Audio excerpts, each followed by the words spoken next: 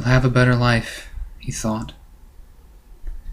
When he went to that place, and he held out that small, teary-eyed creature to the woman behind the counter, he knew what he wanted.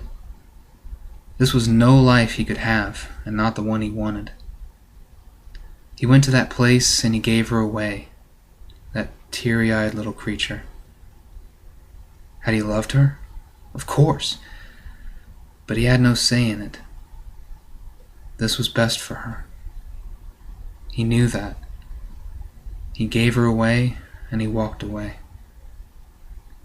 It had come to him once that this is what he should do. It was a moment of realization and a moment of intense pain. He had to give her away. He knew that.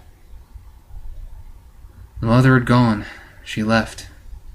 Life was hard for the father, but he was never one to quit. Was he quitting now? Was this giving up? No, he thought. It's for the best. For her and for me. He knew that in his mind. It was all he could think about, and all he said to himself when he handed over that tiny, crying beauty. She looked like her mother. Her hair had just barely come in as a glimmering black. Her eyes were his own, a pale green. He remembered those eyes, moist and bright as he gave her away. He understood what would happen then. Once he had let her slip from his hands, she would never return. It would not be right. He knew that. He knew why he did it. It was justified and it was better for her. A life with her true father would have been a life of true complication, a conflict that she may never have understood. He saved her from that. He saved her from the life he lived and the life her mother lived before her life was stolen by disease.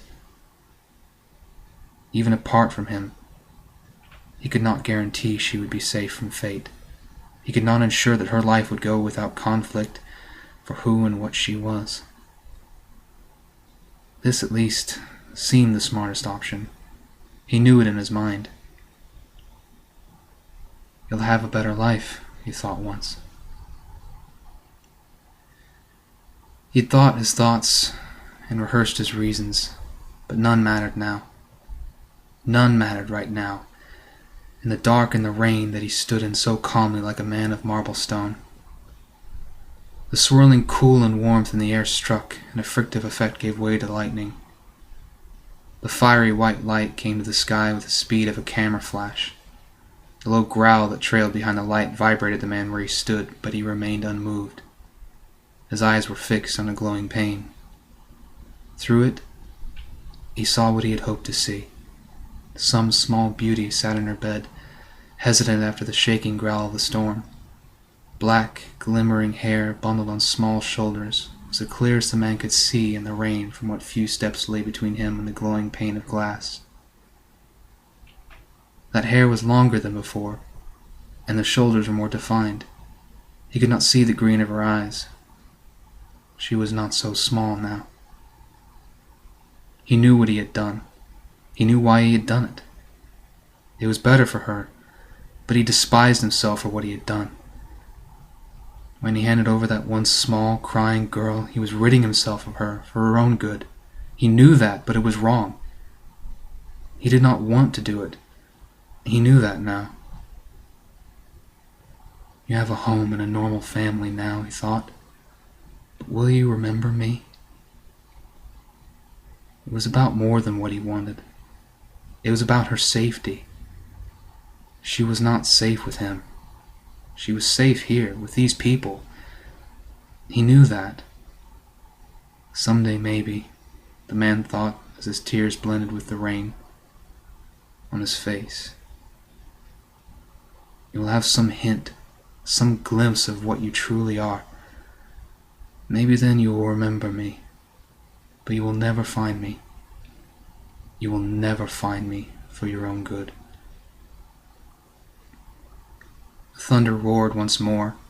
The black-haired girl was startled as her bedroom door opened. There stood a woman with dark brown hair and a smile on her face. "It's getting late, sweetie. You should get to bed," the woman said. "Okay, Mom. Good night," the black-haired girl replied. "Good night, dear." The door closed, and the girl sat in her bed for a moment. Then, realizing her tiredness, she stood from her bed to turn off the light.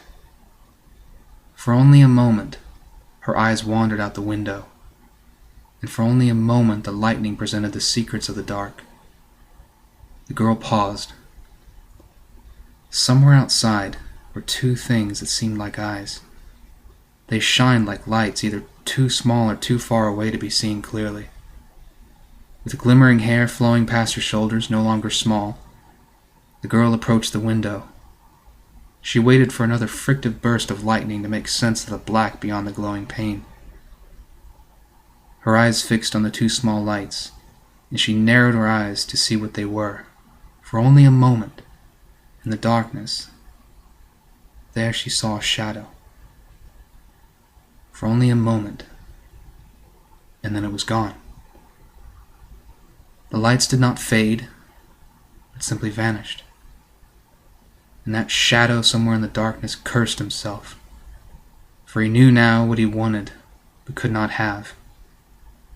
If only he'd felt this feeling before, for what once seemed right now is no more.